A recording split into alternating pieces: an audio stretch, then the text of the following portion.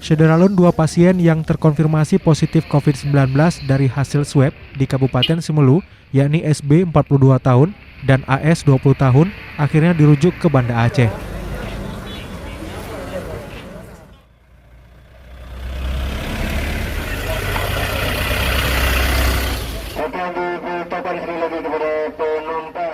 Sebelumnya, dua pasien diduga positif itu tertunda diberangkatkan ke Banda Aceh lantaran tidak beroperasinya kapal feri akibat cuaca buruk melanda perairan Simelu.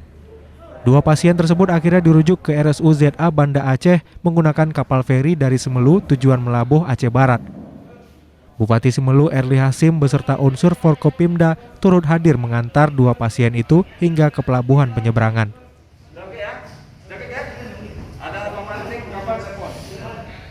Juru bicara Satgas COVID-19 Kabupaten Simelu, Ali Muhayyatsah, mengatakan bahwa sebanyak 2 ambulan disiapkan untuk digunakan oleh masing-masing pasien.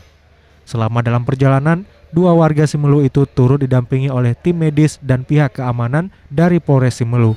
Bahwasanya hari ini diberangkatkan 2 pasien positif COVID kita, dan insya Allah setiba di Kuala Lumpur tidak ada lagi transit, langsung menuju Rumah Sakit Jenderal Abidin.